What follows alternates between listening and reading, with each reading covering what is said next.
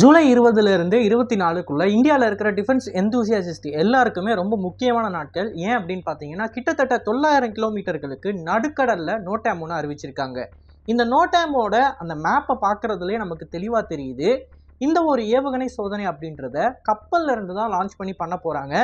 அப்படி பண்ண போகிற அந்த ஏவுகணையோட ரேஞ்சு மினிமம் 900 கிலோமீட்டர்ஸாக இருக்கும் அப்படின்றது எதிர்பார்க்கப்படுது. 900 கிலோமீட்டர் ரேஞ்ச் அப்புறம் கப்பல்ல இருந்து லான்ச் பண்ணுறாங்கன்றப்ப இரண்டே ஏவுகணைகளாக தான் இருக்க வாய்ப்பு இருக்குது. ஒன்று பிரம்மோஸோட எக்ஸ்டெண்டட் ரேஞ்ச், இன்னொன்று நம்ம எல்லாருமே எதிர்பார்த்துக்கிட்டு இருக்கிற ஒரு சீப்பான cruise missile. Antiship cruise missile அப்படின்றதுல பல வகைகள் இருக்குது. அதில் ஒரு வகை தான் இந்த சீப்பான சப்சானிக் க்ரூஸ் மிசைல். இதோட வேகம் மணிக்கு 1000 கிலோமீட்டருக்கு உள்ளே இருக்கும். இப்படி 1000 கிலோமீட்டருக்கு உள்ளே இருக்கிறதுனால இந்த ஏவுகணையை மேனுஃபேக்சர் பண்ணுறது ரொம்ப சுலபம். அதிகமான எண்ணிக்கையில் நம்ம உருவாக்கி எதிரிகளோட ரொம்ப லோ காஸ்ட் டார்கெட்டை அடிக்கிறதுக்கு நமக்கு உதவிகரமாக இருக்கும். அப்படிப்பட்ட இந்த சோதனை அப்படின்றது இந்த மாதத்தோட இறுதியில் நடக்க போகுது. நடந்து முடிஞ்சதுக்கப்புறமா இது என்ன ஏவுகணை அப்படின்றத பற்றி நம்மளோட சேனலில் ஒரு வீடியோ போடுவோம். இப்போ இதை தாண்டி இன்னொரு முக்கியமான செய்தி என்ன அப்படின்னு பார்த்தீங்கன்னா, டெட்பிஎஃப் ப்ரோக்ராம். இந்த டெட்பிஎஃப் அப்படின்னு அழைக்கப்படுறது carrier based fighter aircraft.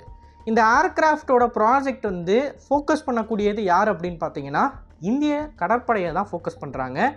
Indian navy கிட்ட இப்போ இருக்கிற ஏர்க்ராஃப்ட்ஸ் எல்லாமே MiG-29K. இதை தாண்டி 22 ரஃபேல் எம் வந்து நம்ம வாங்க போகிறோம்.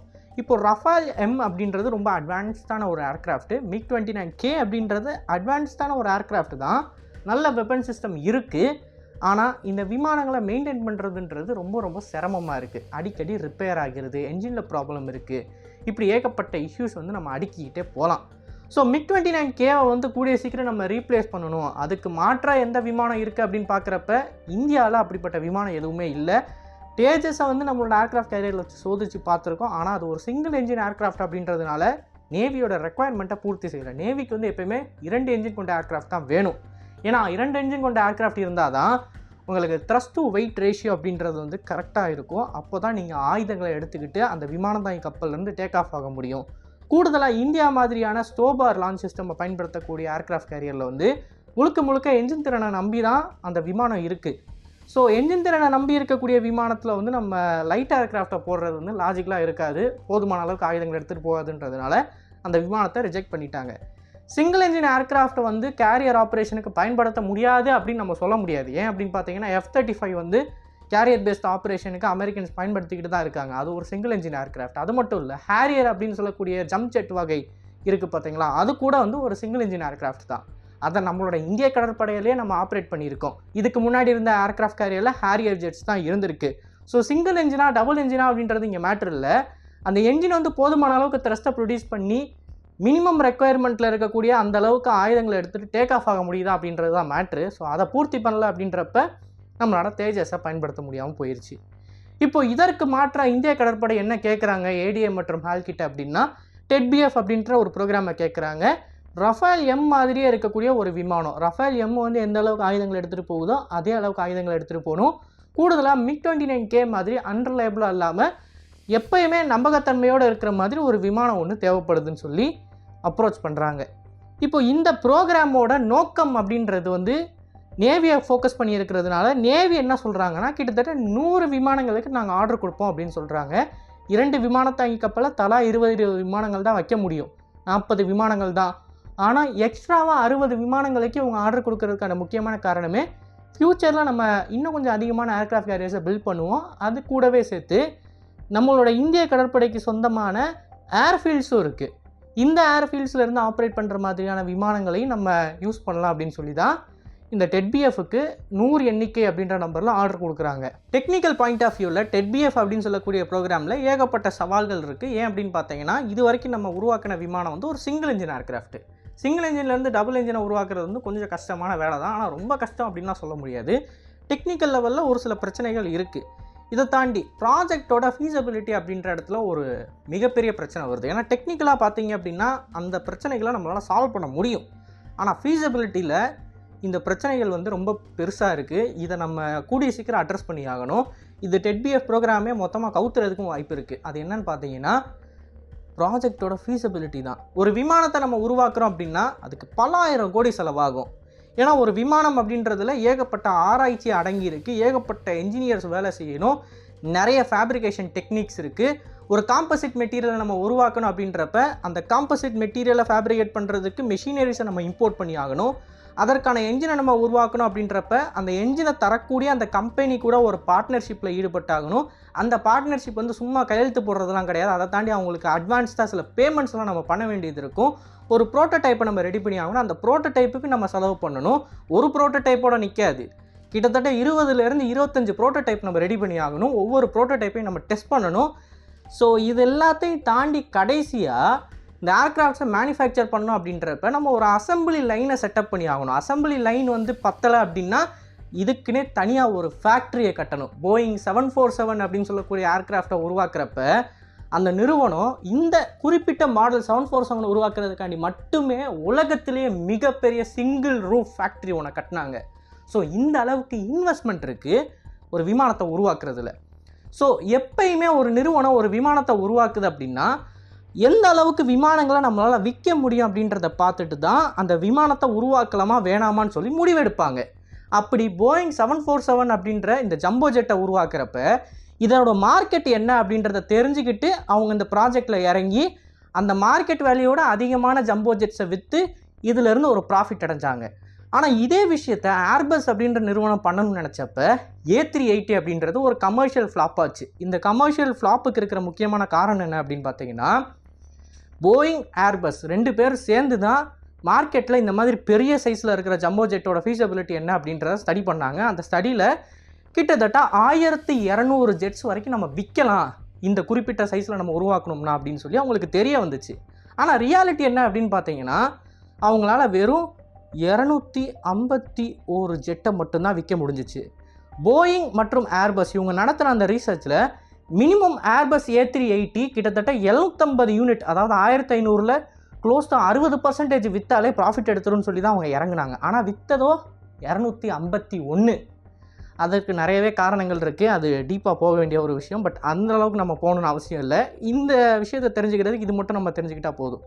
ஸோ இப்போது அவங்க எதிர்பார்த்ததை விட கம்மியான நம்பர்ஸில் ஏர்க்ராஃப்ட் விற்றதுனால அவங்க இதுக்கு முன்னாடி போட்ட R&D டெவலப்மெண்ட்டில் இருக்கிற காசை எடுக்க முடியல. ஸோ இந்த ப்ராஜெக்டில் ஏர்பஸுக்கு எவ்வளோ நட்டம் அப்படின்னு பார்த்தீங்கன்னா 10 பில்லியனில் ஆரம்பித்து 25 பில்லியன் வரைக்கும் நட்டம் இருக்கும் அப்படின்னு சொல்லி மார்க்கெட்டில் நிறைய பேர் சொல்கிறாங்க.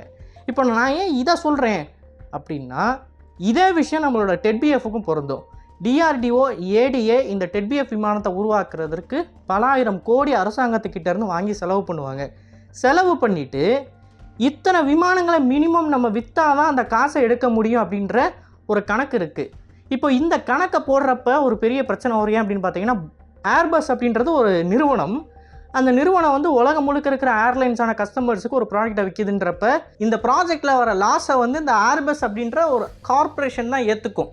கஸ்டமர்ஸ் வந்து அவங்களோட தலையில் விழுகாது. இப்போ for example Emirates, Etihad, Singapore airlines மாதிரியான இந்த A380 ஆப்ரேட் பண்ணுற இந்த ஏர்லைன்ஸோட தலையில் அந்த 25 பில்லியன் லாஸ் வந்து விழுகலை, அந்த கம்பெனியோட தலையில் தான் விழுந்துச்சு. ஆனால் ADA அப்புறம் ஹிந்துஸ்தான் ஏரோநாட்டிக்கல் லிமிடெட் ரெண்டுமே அரசாங்க நிறுவனம். இந்த நிறுவனங்கள் கிட்டேருந்து ஃபைட்டர் ஜெட் வாங்குறதுமே ஒரு அரசாங்க நிறுவனம் தான் இந்தியன் ஏர்ஃபோர்ஸு.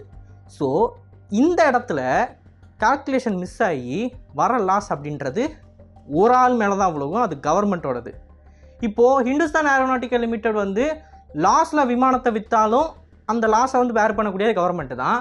இல்லை ஹிந்துஸ்தான் ஏரோநாட்டிக்கல் லிமிடெட் வந்து அவங்களோட லாஸை கவர் பண்ணி இந்த விமானத்தை விற்கணும் அப்படின்னு நினச்சாங்கன்னா ரஃபேல் மரீன் ஏர்க்ராஃப்டை கம்பேர் பண்ணுறப்ப 3லேருந்து 2 மடங்கு விலை அதிகமாக இருக்கும் TEDBFோடது. சிமிலர் கேப்பபிலிட்டியில் இருக்க விமானத்துக்கு இந்திய கடற்படை 2-3 மடங்கு அதிக விலை கொடுத்து வாங்குற மாதிரி இருக்கும். அப்போ தான் அந்த டெவலப்மெண்டல் காஸ்ட்டை அவங்க எடுக்க முடியும். ஸோ இப்படி ஏர்ஃபோர்ஸ் அதிகமாக காசு கொடுத்தாலும் கடைசியில் லாஸ் யார் மேலே விழுகுது? கவர்மெண்ட் மேலே தான் விழுகுது. எப்படி பார்த்தீங்கன்னாலும் இந்த TEDBF ப்ராஜெக்ட் அப்படின்றது கோஹெட் ஆச்சு அப்படின்னா லாஸு கவர்மெண்ட்டுக்கு தான். ஆனால் இந்த ஒரு விஷயத்தை மாற்ற முடியும். லாஸ் இல்லாமல் TEDBF ப்ரோக்ராமை நடத்த முடியும். அதற்கு இருக்கிற ஒரே ஹோப் யார் அப்படின்னு பார்த்தீங்கன்னா இந்திய விமானப்படை. இந்த ரஃபேல் அப்படின்னு சொல்லக்கூடிய கதையவே நம்ம கொஞ்சம் திருப்பி பார்த்தோம் அப்படின்னா, ஃப்ரெஞ்சு நேவிக்கு தேவைப்படக்கூடிய ரஃபேலோட நம்பர் வந்து 120 தான். ஆனால் அந்த 120 நம்பரில் ரஃபேல் உருவாக்குறாங்க அப்படின்னா அது ஃபீஸபிளாக இருக்காது. அதனால் கம்பைண்டாக ஏர்ஃபோர்ஸும் சேர்ந்து ரஃபேல் விமானங்களுக்கு ஆர்டர் பண்ணுறாங்க. ஸோ ரஃபேல் அப்படின்றது அதுதான் முதல்ல உருவாகிருக்கு. ரஃபேல்ன்ற போர் விமானம் வந்து ஒரு மரீன் ஏர்க்ராஃப்ட், அது வந்து ஏர்ஃபோர்ஸுக்காண்டி உருவாக்கப்பட்டதே இல்லை. பட் அந்த ப்ராஜெக்டை வந்து ஃபீஸபிளாக மாற்றுறதற்காண்டி அந்த நாட்டோட விமானப்படையை அதற்கு ஆர்டர்ஸ் கொடுக்குறாங்க. அதன் வழியாக தான் ரஃபேல் அப்படின்ற விமானம் பிறந்து இப்போ உலகம் முழுக்க கொடிகட்டி பறந்துக்கிட்டு இருக்கு. இந்த ரஃபேல் அப்படின்றது ஒரு பெரிய ஹிட்டு. ஸோ அதே மாதிரி டெட்பிஎஃப்பை வந்து ஃபீஸபிளாக மாற்றணும் அப்படின்னா அது இந்திய விமானப்படையோட கையில் தான் இருக்குது. இந்த விமானப்படை இணைந்து ஒரு 300 ஏர்க்ராஃப்ட்டுக்கு ஆர்டர் பண்ணணும். அப்போ தான் இந்த விமானத்தை விற்க போகிறப்ப இதோட ப்ரைஸ் டேக் அப்படின்றது ரீசனபிளாக இருக்கும். ஸோ மார்க்கெட்டில் இந்த பிரச்சனைகள்லாம் இருக்குது அப்படின்றதுனால தான் ஹால் மற்றும் ஏடிஏ என்ன பண்ணுறாங்க, இந்த டெட்பிஎஃப் ப்ரோக்ராமுக்கு கொஞ்சம் தயக்கம் காட்டுறாங்க. பட் நேவியோட கமிட்மெண்ட் அப்படின்றது சிங்கிள் ஹேண்டடாக எங்களுக்கு இந்த ஏர்க்ராஃப்ட் வேணும், கண்டிப்பாக வேணும் அப்படின்னு சொல்லி அவங்க நிற்கிறாங்க. ஆனால் இதுக்கு பின்னாடி இவ்வளோ விஷயங்கள் இருக்குது அப்படின்றப்ப இதோட சக்ஸஸ் அப்படின்றது நிறைய ஃபேக்டர்ஸை உள்ளடக்குனது. நம்மளோட தேஜஸ் ப்ரோக்ராம் வந்து எதனால் இத்தனை வருஷம் டிலே ஆகிருக்கு அப்படின்றது நம்ம ஹிஸ்ட்ரியில் திருப்பி போய் பார்க்க முடியாது. ஆனால் டெட்பிஎஃப் எதனால் டிலே ஆகுது அப்படின்றத நம்ம ஒரு ஸ்டெப்பாக இப்போது கவர் பண்ண முடியும். என்னையை பொறுத்த வரைக்கும் இந்த டெட்பிஎஃப்ன்றது லேட் ஆச்சு அப்படின்னா எந்த ஒரு நிறுவனத்து மேலேயும் நம்ம கை காட்ட முடியாது. ஏன்னா இது எல்லாமே இன்டர் கனெக்டடாக இருக்குது.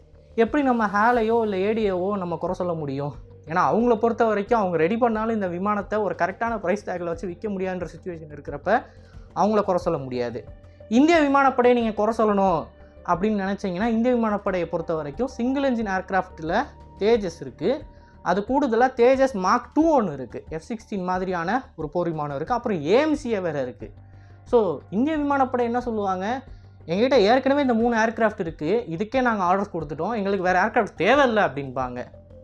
ஸோ இந்திய கடற்படையை பொறுத்த வரைக்கும் அவங்க என்ன சொல்லுவாங்க, இருக்கிறதே 3 கேரியர் தான், எங்களுக்கு எதுக்கு 300 நேவல் ஏர்க்ராஃப்ட்னு சொல்லி அவங்க சொல்லுவாங்க. ஸோ வந்து இந்த இடத்துல இந்த டெட்பிஎஃப்ன்றது ஃபெயில் ஆச்சு அப்படின்னா யார் மேலேயும் நம்ம தப்பு சொல்ல முடியாது, யாரையுமே நம்ம குறை சொல்ல முடியாது. அப்படிப்பட்ட ஒரு காம்ப்ளிகேட்டடான ஒரு ப்ராஜெக்ட் தான் இது.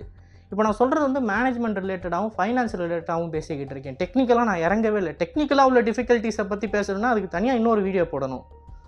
ஸோ இந்த ப்ராஜெக்ட் வந்து இப்போ யார் கையில் இருக்குது அப்படின்னு பார்த்தீங்கன்னா இந்திய விமானப்படையோட கையில் தான் இருக்குது.